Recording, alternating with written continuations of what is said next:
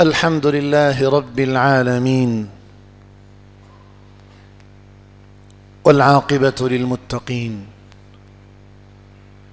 ولا عدوان إلا على الظالمين الجاحدين. يا رب،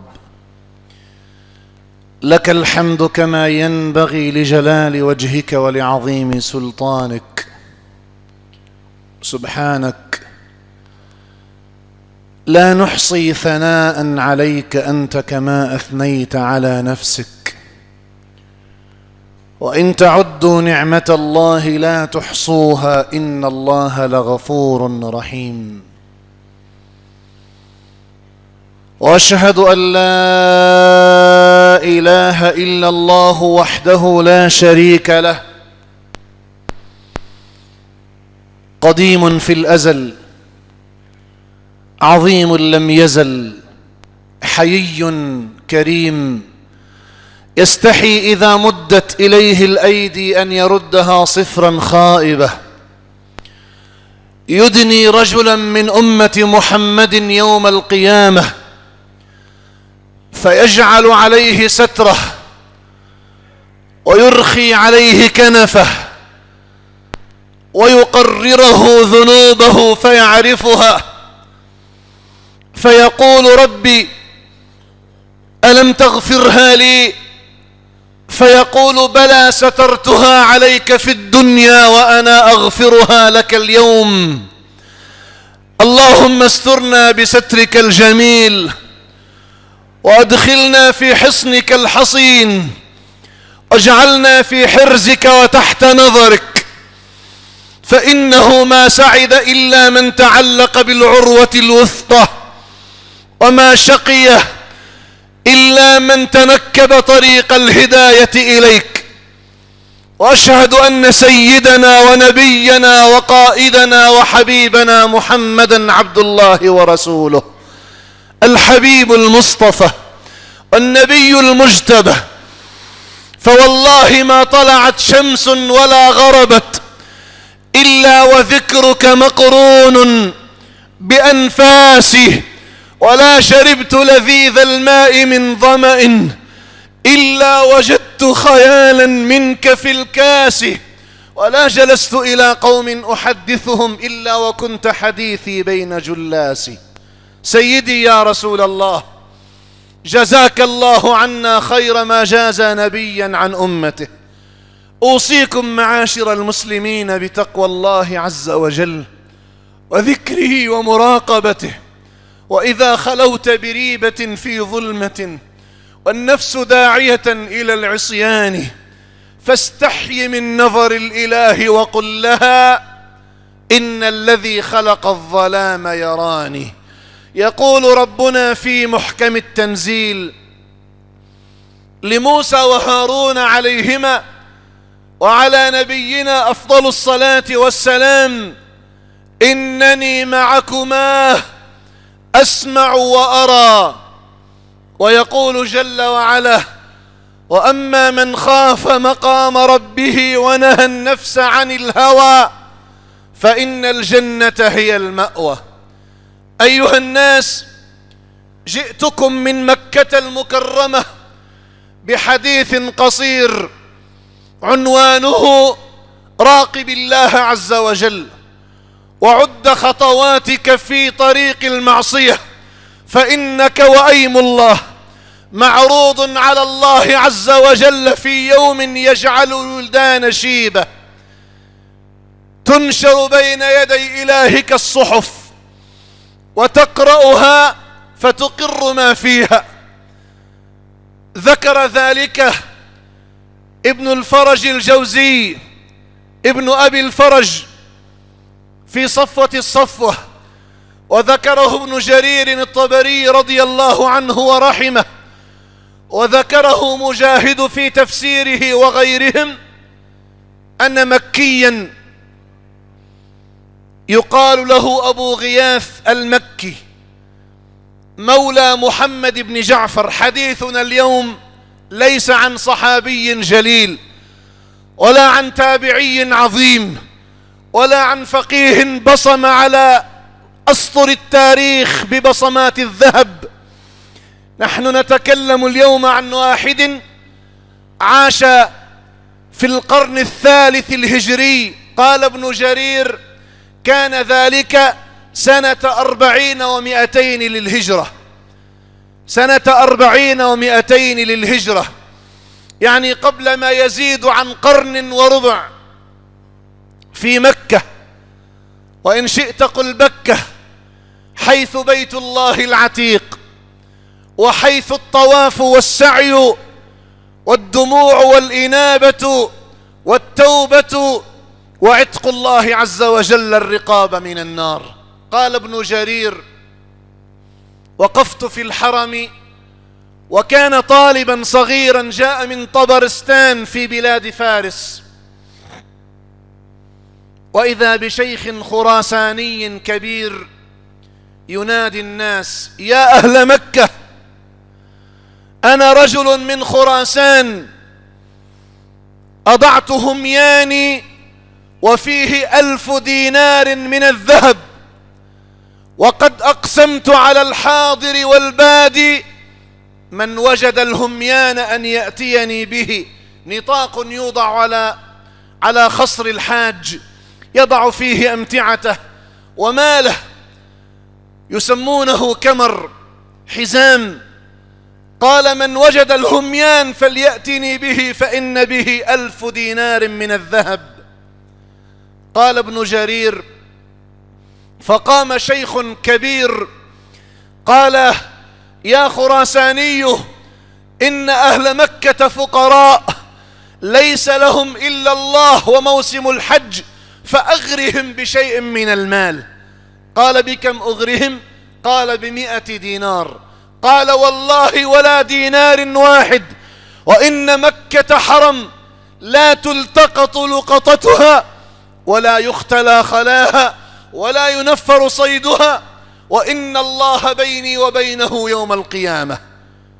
فلما كان من الغد قام الخراساني يخطب الناس في الحرم: يا أهل مكة، إني رجل من خراسان جئت حاجا أضعت همياني، فمن وجده فأقسمت عليه بالله أن يرده إلي.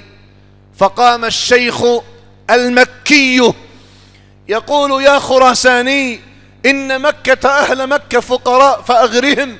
قال: بكم أغرهم؟ قال: أغرهم ب10 دنانير من الذهب. قال: ولا دينار واحد، وإن بيني وبينه الله يوم القيامة. أيها الناس، إن خطوات الشيطان مغرية لذيذة تزين المعصية لأصحابها، فإذا غلبتك طاعة الله عز وجل ومراقبة الحق سبحانه وتعالى كنت أقرب يوم القيامة من مجلس المصطفى صلى الله عليه وسلم. قال ابن جرير: فلما كان اليوم الثالث قام الخراساني يخطب الناس، نفس الحديث: يا أهل مكة، همياني. قال ابن جرير: فوقع في نفسي أن الشيخ المجادل للخراساني هو صاحب الهميان، وأن الهميان عنده. فقال: أغرهم. قال: بكم أغرهم؟ قال: بدينار واحد، يجعلون نصفه ثمن شاة، ونصفه ثمن قربة يحملون بها الماء ويسقون به الحجيج. قال: ولا دينار واحد، وإن مكة حرم الله لا تلتقط لقطتها. قال: فجذبه الشيخ وقال: هميانك عندي. قال: فتبعتهم. فلما دخل الشيخ نادى على زوجه لبابة، وله 4 بنات وأختين، وأم زوجه يعيشون في كنفه بفقر مدقع خطير مخيف. قال ابن جرير، وهو شيخ المحدثين وإمام المفسرين وسيد المؤرخين رحمه الله عز وجل، قال: فتبعتهم فحفر حفرة في الأرض وأخرج هميان الرجل منها وأعطاه الرجل. قال: فجعل الخراساني يعد الدنانير دينارا دينارا، حتى بلغ 1000 دينار، وأهل البيت ينظرون من فقرهم، ما عندهم ما يلبسون، ما عندهم ما يأكلون، ما عندهم، لكن عندهم الله سبحانه وتعالى. وأما من خاف مقام ربه ونهى النفس عن الهوى فإن الجنة هي المأوى. في حديث جبريل الشهير المتواتر قال: ما الإيمان؟ قال كذا. ما الإسلام؟ قال كذا. قال: ما الإحسان؟ قال: أن تعبد الله كأنك تراه، فإن لم تكن تراه فإنه يراك. احفظ هذه الجملة من حبيبك رسول الله صلى الله عليه وسلم. والسائل جبريل والمصدق جبريل. قال: يا رسول الله ما الإسلام؟ قال كذا. قال: صدقت. ما الإيمان؟ قال كذا. قال: صدقت. يا رسول الله ما الإحسان؟ قال: أن تعبد الله كأنك تراه، فإن لم تكن تراه فإنه يراك. فإنه يراك. المراقبة. لم يكن لديهم مال ولا جاه ولا سلطة ولا طعام ولا شراب، لكن كان عندهم الله. ومن خلا جرابه من الله فقد خلت حياته من كل لذة ولو جمع الدنيا بما فيها. قال: فعد الخراساني دنانيره ومضى، وترك أهل البيت يتضورون جوعا عريانا جوعا. ملكوا 1000 دينار من الذهب، ولأن مكة بلد حرام لا تلتقط لقطتها أعاد المال إلى صاحبه. قال: فتبعت الخراساني، فلما جاوز عاد الخراساني يطرق الباب على أبي غياث المكي. خرج الرجل. قال: فدخل الخراساني ودخلت معه، فقال: يا أبا غياث، إن أبي مات في خراسان وله 3000 دينار من الذهب، وجعل في وصيته وأوصاني أن أحج بيت الله الحرام وأن أتصدق بثلث ماله على فقراء مكة، وإن هذه 1000 دينار من الذهب أمانة أبي، وإني والله لا أجد في مكة كلها من هو أولى منك بالذهب، فخذها حلالا لك يا أبا غياث. قال ابن جرير: فضم أبو غياث 1000 دينار إلى صدره وجعل يبكي، وله 4 بنات وزوجة وأختين وأم الزوجة في كنفه يعيشون. ثم خرج الخراساني فأردت أن أخرج فناداني وقال: أيها الطبري اجلس، فإني سمعت أحمد اليربوعية يحدث عن مالك، يحدث عن نافع، يحدث عن عبد الله بن عمر أن رسول الله بعد أن تصلوا عليه صلى الله عليه وسلم قال لعمر وعلي: يا عمر ويا علي، إذا أتاكم الله بهدية من غير مسألة ولا استشراف نفس فخذاها ولا ترداها، فإنكما إذا رددتماها على الله عز وجل. وإن لي 4 بنات وزوجة وأختين وأم الزوجة، وأنا تاسعهم وأنت عاشرنا، ووالله لأقسمن المال فينا نحن 10. قال ابن جرير: فجعل يعطي لكل واحد منا دينارا. قال: ابسطوا حجوركم، فبسطت حجري بقميص، ووالله ليس لبناته قميص له حجر من شدة الفقر. قال: فأخذت 100 دينار، وأخذ أبو غياث 100 دينار، وأخذت زوجه 100 دينار، وأخذن بناته 400 دينار، وأختيه 200 دينار، وأم زوجه 100 دينار. قال: فقسم الدنانير بيننا ثم بكى. قال: فأخذت 100 دينار فطلبت بها العلم، فبارك الله لي بالعلم حتى ألفت مؤلفاتي، وجئت مكة بعد سنين أسأل عن أبي غياث المكي، وإذا به قد مات. سألت عن زوجه وإذا بها قد ماتت. سألت عن بناته وإذا بهن قد تزوجن الملوك والأمراء، فكنت أغشاهن فيكرمنني ويقولن أهلا بعاشرنا أهلا بعاشرنا. جئت من مكة بهذه لا أقول الطرفة لكنها قليلة وأيم الله في أيامنا، إنها مراقبة الله عز وجل في الحل والترحال. إنه الإحسان أن تعبد الله كأنك تراه، فإن لم تكن تراه فإنه يراك. وإن الأمة اليوم هي بأمس الحاجة أن تتعبد الله على هذه الطريقة، أن يكون الله سبحانه بين العيون، أن تكون مراقبة الله عز وجل في القلب، أن يكون ما بينك وبين الله موصول، أن ترى الدنيا زهيدة حقيرة قليلة، إن الله سيأتيك بها راغمة تحت قدميك. أيها المسلمون، أيها الناس، كان ذلك قبل قرن وربع قرن من اليوم، واليوم نحن نعيش على ذكريات المراقبة وعلى ذكريات الإحسان.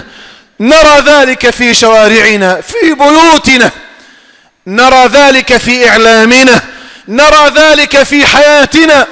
إذا غاب الله عن أمة غاب عنها النصر والتمكين، وغابت عنها منابر السؤدد ومراقي الفلاح، ووصلت إلى ما وصلنا إليه من الانحطاط.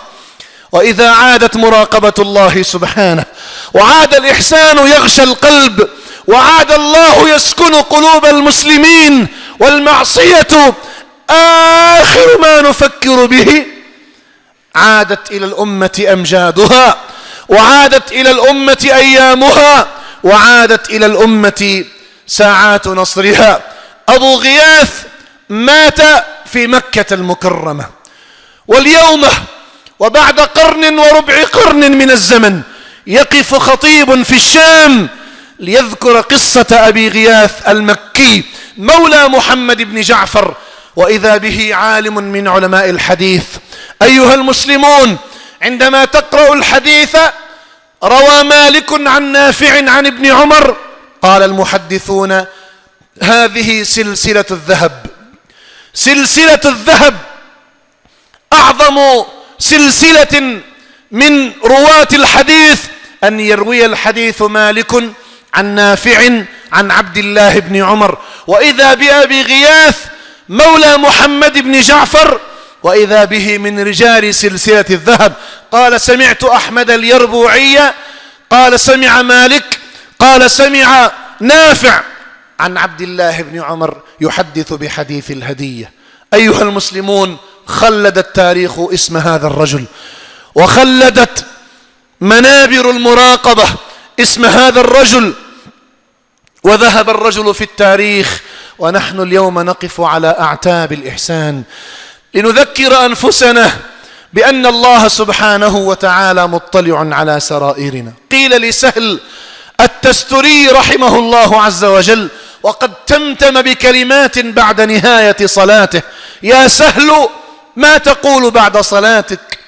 قال أقول الله شاهدي، الله ناظري، الله مطلع علي.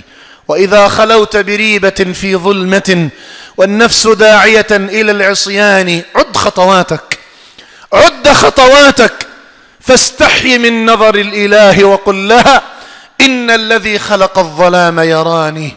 أسأل الله العلي القدير أن يمكننا من المراقبة، وأن يجعل الإحسان في قلوبنا، وأن يكون الله سبحانه وتعالى حاضر في ثوانينا ودقائقنا.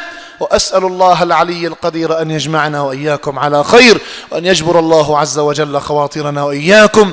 أقول ما تسمعون وأستغفر الله فاستغفروه فيا فوز المستغفرين.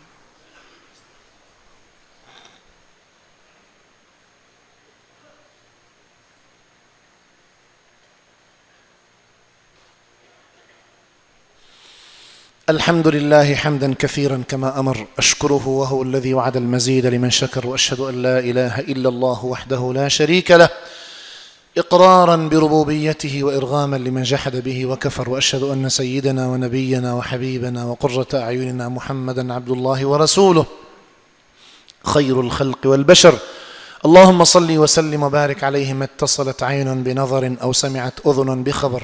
وارض اللهم عن الأربعة الخلفاء السادة الحنفاء أبي بكر وعمر وعثمان وعلي، وعن الصحابة والقرابة والتابعين وتابعيهم بإحسان إلى يوم الدين، وارض عنا معهم برضوانك واشملنا بعفوك وإحسانك مولانا رب العالمين.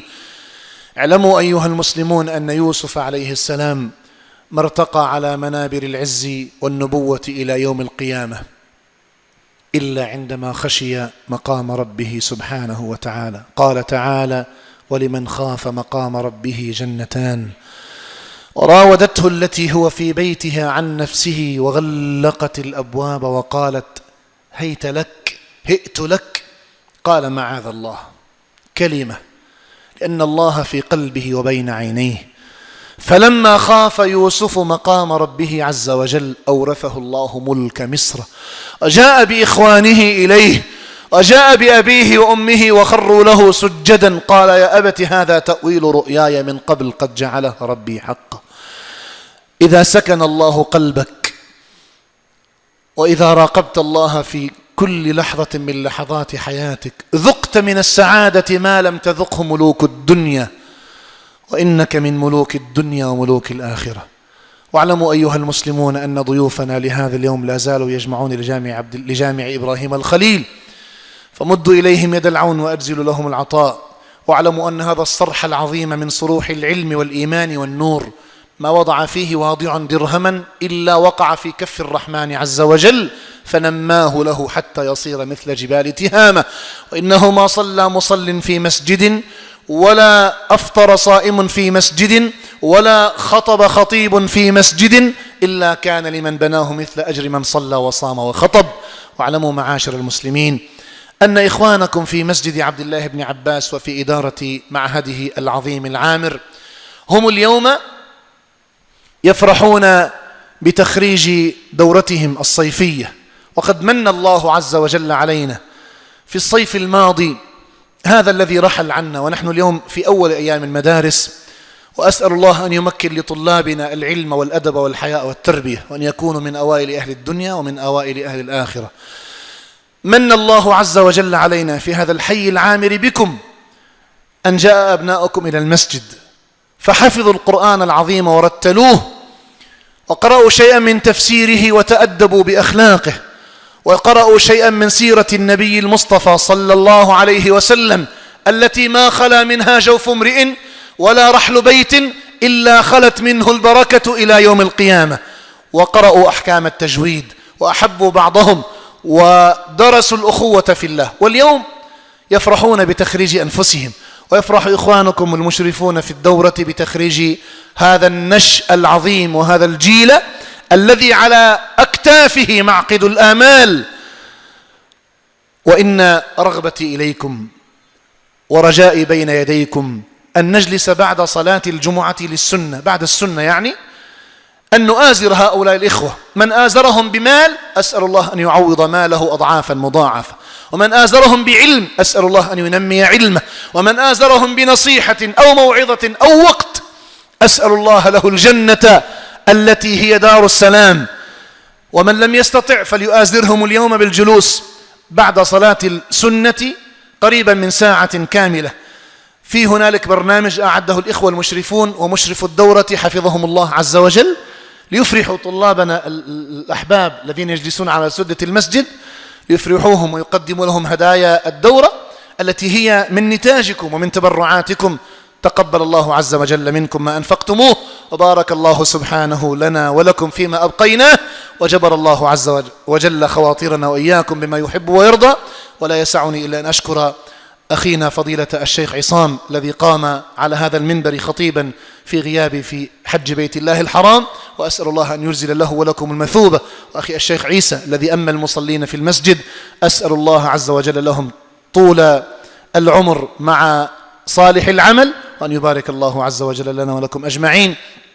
هذا واعلموا أننا في ساعة الإجابة التي لا يوافقها عبد يسأل الله لدنياه وأخراه إلا قال الله عز وجل: لبيك عبدي، سل تعطى واشفع تشفع. اللهم يا قريبا غير بعيد، يا شاهدا غير غائب، يا حليما غير عجول، يا من بيده ملكوت كل شيء وإليه يرجعون، أنخنا المطايا على بابك وحسنا الظنون بجنابك، تطهرنا في بيوتنا وأتينا إلى بيتك العامر هذا نسألك أن تغفر ذنوبنا وأن تستر عيوبنا وأن تجبر خواطرنا، فإنا علمنا أنك جبار الخواطر الذي ما بسطت إليه الأيدي إلا ردها مليئة بالخير والعفو والعطاء. نسألك يا الله يا الله يا الله بأسمائك الحسنى وصفاتك العليا ونور وجهك الذي أشرقت له الظلمات وصلح عليه أمر الدنيا والآخرة أن تأمر الفرج أن ينيخ المطايا في بلاد الشام. اللهم فرج همنا، اللهم نفس كربنا، اللهم ارفع مقتك وغضبك عنا، اللهم رد علينا أمننا واحفظ علينا ديننا ونور علينا قلوبنا واشرح صدورنا وأذهب غيظ قلوبنا. اللهم إن لنا ذنوبا عظاما تقسم الظهور، اللهم اغفرها فإنك عليها قدير وإنك بالإجابة جدير. اللهم إنا توجهنا إليك بأحب أسمائك الحسنى إليك أن تمسح على مرضانا بيمينك الحانية وأن ترقهم إلى العافية والشفاء يا حي يا قيوم. اللهم يا قاضي الحاجات، يا قاضي الحاجات، من كان له حاجة عند الله فليقل يا الله من قلبه الذي خضع بين يدي الله، فإن ربكم أنزل في القرآن العظيم: أمن يجيب المضطر إذا دعاه ويكشف السوء. يا من يجيب المضطرين أجبنا، يا من يكشف السوء اكشف السوء عنا، يا من ينزل الرزق والغيث أنزل الرزق والغيث علينا، يا من يقبل التائبين اقبلنا، يا من يرحم المسترحمين ارحمنا، يا من يثبت المؤمنين ثبتنا، يا من يغلب الأعداء والمنافقين انصرنا. اللهم إنا نتوب إليك فتب علينا ونعوذ بجنابك فاعذنا ونسألك من فضلك العظيم. اللهم أنزل على هذا المسجد في هذه الساعة وداخليه ومؤمنين والمؤمنين فيه من رحماتك وبركاتك وأسرارك ورضوانك ما تقر به عيونهم وعيون آبائهم وأمهاتهم وإخوانهم برحمتك يا أرحم الراحمين. اللهم اغفر لنا ولوالدينا، اللهم متعنا بحياتهم، ومن قبضته إليك فأنزل عليه في قبره نورا وألبسه من الجنة حريرة واسقه من كوثر المصطفى ما تقر به عينه إلى يوم القيامة. اللهم يا جامع الناس ليوم لا ريب فيه إنك لا تخلف الميعاد، اجمع بيننا وبين والدينا في جنات عدن مفتحة لهم الأبواب، اجمع بيننا وبين مشايخنا وعلمائنا وصحابة حبيبك المصطفى ورسولك المجتبى في جنات عدن مفتحة لهم الأبواب. اللهم منا الدعاء ومنك الإجابة ومنا الجهد وعليك التكلان، وآخر دعوانا أن الحمد لله رب العالمين. عباد الله، إن الله يأمر بالعدل والإحسان وإيتاء ذي القربى وينهى عن الفحشاء والمنكر والبغي يعظكم لعلكم تذكرون، فاذكروا الله يذكركم واشكروه يزدكم والله يعلم ما تصنعون. أرجو أن تتكرموا في السدة بعد صلاة الفرض، أن تنزلوا إلى الحرم حتى تتسع السدة لأخواتنا النساء اللواتي هن أمهات وأخوات الطلاب في المعهد. أثابنا وأثابكم.